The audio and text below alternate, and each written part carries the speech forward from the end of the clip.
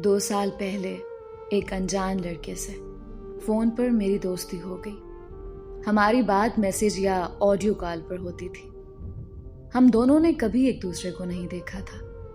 उसका लहजा इतना अच्छा था कि मुझे उससे मोहब्बत हो गई। मैंने अपनी मोहब्बत का इजहार किया तो उसने हाँ कर दी। फिर हम दोनों ने एक दूसरे को तस्वीरें शेयर की। एक दूसरे को देखने के बाद हमारी मोहब्बत में शिद्दत और बढ़ गई। 6 महीने गुजर जाने के बाद मुझे पता चला कि जो तस्वीर उसने मुझे भेजी थी वो उसकी नहीं बल्कि उसके कज़न की थी। मुझे बहुत दुख हुआ। जिस चेहरे को मैं दिल में बसाकर दिन रात प्यार भरी बातें करती थी, वो चेहरा उसका नहीं बल्कि किसी और का था। फिर उसने मुझे अपनी तस्वीर भेजी जो कि मुझे पसंद नहीं आई, तो मैंने उसे बात करना बंद कर दी। उसने मुझसे बहुत माफ़ियाँ मांगी, बहुत मिन्नतें की, लेकिन मैंने उसे माफ़ नहीं किया और उसका नंबर ब्लॉक कर दिया।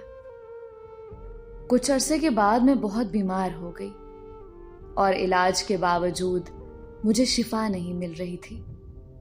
तो मुझे लगने लगा कि शायद मैंने उस लड़के को माफ़ ना करके उसका दिल दुखाया है, जिसकी सज़ा मुझे अल्लाह दे रहा है। मैंने उसे अनब्लॉक किया और उसे माफ़ी मांगी। उसके माफ़ करने के बाद मैं जल्दी ठीक हो गई। हम फिर से एक दूसरे के साथ दिन रात बातें करने लगे। इस बार मोहब्बत की शिद्दत पहले से कई गुना बढ़ चुकी थी। लेकिन किस्मत का खेल देखो, मेरे साथ फिर धोखा हो गया।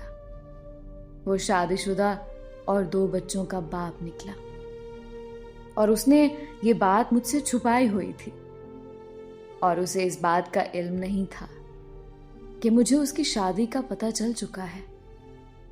उसके धोखे ने मुझे अंदर से तोड़ के रख दिया। लेकिन मैं अब उसकी मोहब्बत में इस कदर पागल हो चुकी हूं कि मेरे लिए उसको छोड़ना शायद अपनी सांसों को तोड़ना है।